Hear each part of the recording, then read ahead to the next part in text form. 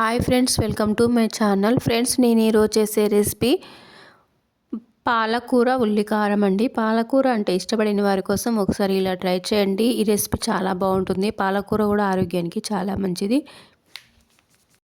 ఈ కర్రీ వేడి వేడి రైస్లోకైనా చపాతీలోకైనా చాలా బాగుంటుంది. జస్ట్ 5 మినిట్స్లో ప్రిపేర్ చేసుకోవచ్చు. పిల్లల నుండి పెద్దవారి వరకు ఇలా చేశారంటే ఇష్టంగా తింటారు. ఫ్రెండ్స్, ఒకసారి ఇలా చేయండి, పిల్లలు కూడా ఇష్టంగా తింటారు.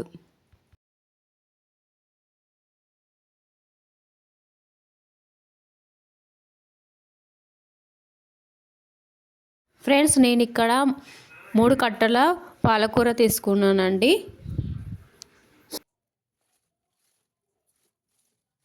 ఫ్రెండ్స్, కాడలు కట్ చేసుకొని 2-3 టైం బాగా వాష్ చేసుకోవాలి. ఎప్పుడైనా ఆకుకూరలు మొత్తం కట్ చేసినాక క్లీన్ చేయకూడదండి. క్లీన్ చేసుకున్నాకనే కట్ చేసుకోవాలి.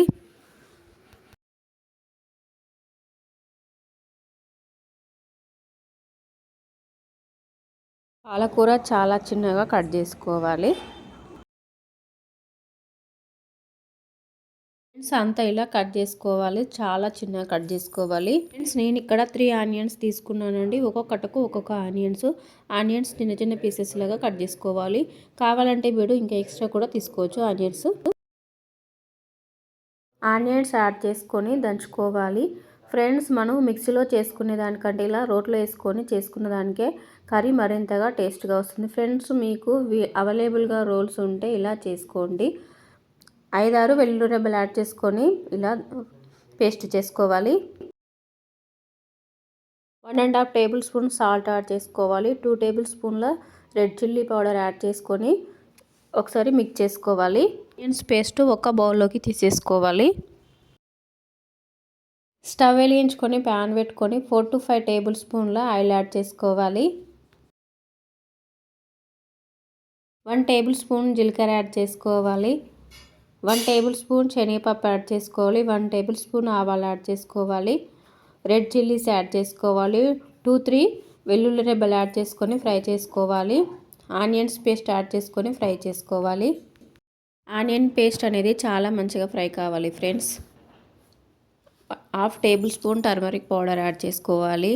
ఆనియన్స్ పేస్ట్ ఎంత మంచిగా ఫ్రై అయితే అంత మంచిగా మనం చేసే కర్రీ టేస్టీగా చాలా రుచిగా వస్తుంది. ఫ్రెండ్స్, స్టవ్ సిమ్లో పెట్టి 5-6 మినిట్స్ కుక్ చేసుకోవాలి. పాలకూర యాడ్ చేసుకొని మిక్స్ చేసుకోవాలి.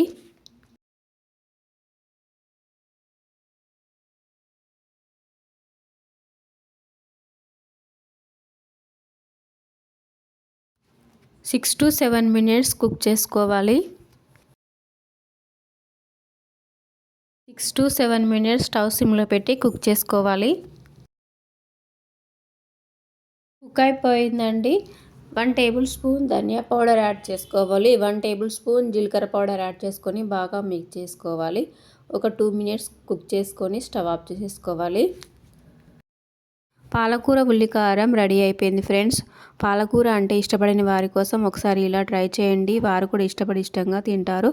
పాలకూర ఆరోగ్యానికి చాలా మంచిది.